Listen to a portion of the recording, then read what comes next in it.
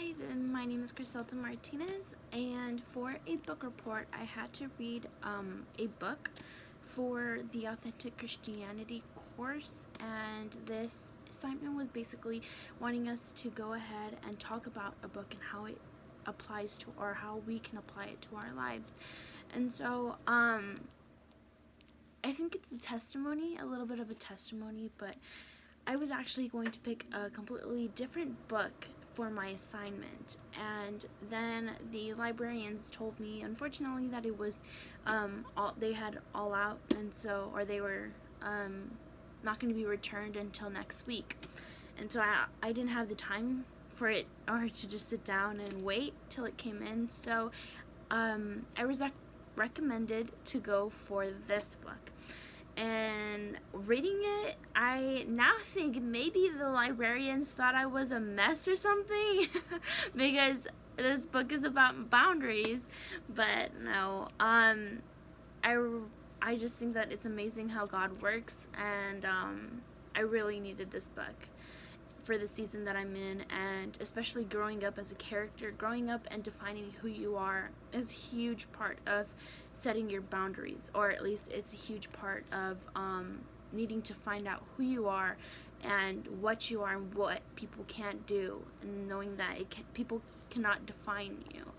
And I found that was my big takeaway. But in this book, it's called Boundaries by Cloud and Townsend. And this book is, this is the cover, it's like a pencil. This book primarily just speaks about boundaries in a biblical, or setting boundaries in a biblical perspective. And this is telling Christians, especially those in leadership, that it's okay to have boundaries. In matter of fact, it's necessary to have boundaries.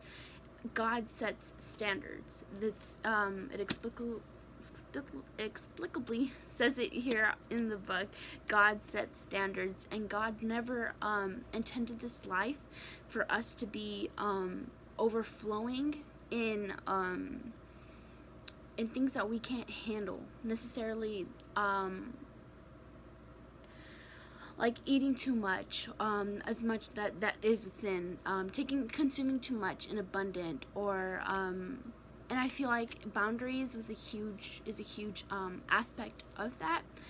And so this book just talks about setting boundaries and telling you that it's okay to have boundaries and setting them.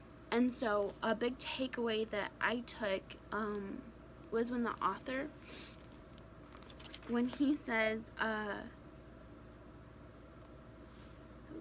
emotional distance is a temporary boundary to give your heart the space it needs to be, or needs to be safe.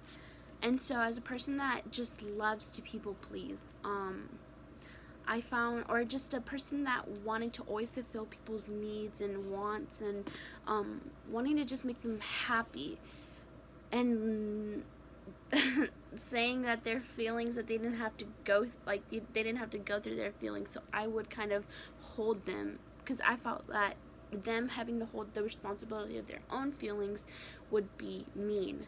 And so reading this book, it literally pinpointed me, and I've learned and I've taken away that that I need to set boundaries, that for my own self-care and self-help, even just as a I guess basic Christian, those who aren't going really into leadership, or I want to go into leadership, but even just the day-to-day Christian, we need to set our boundaries. And that is because God, he did set standards, and how am I saying this? To take time off from a person or a project can be a way of refraining ownership over some out of control aspects of your life. And so this is what I mean by too much, or just letting life just go scatterbrained and taking you for a whirlwind in a washing machine. This is why it's important to set those boundaries.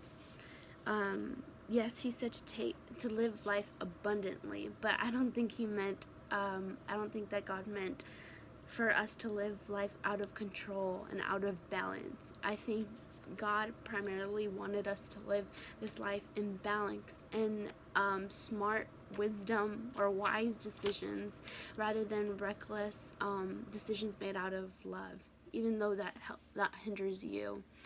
And so I feel that if you, even going into the missionary field, especially, I want to be a youth pastor. If I can't set those boundaries for myself, if I don't know my own boundaries, if I don't know how to set them, or if I don't know how to take care of myself at the end of the day, then how can I help someone else to take care of their own selves? How do I help them to set their boundaries, knowing that, and telling, how can I be an example for them?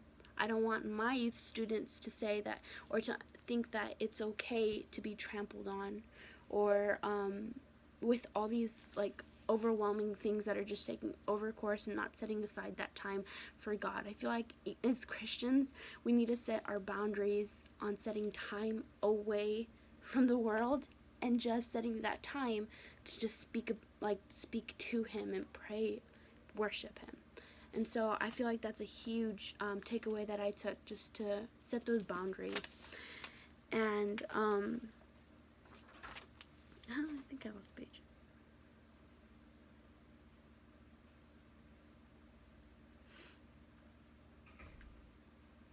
Oh my god.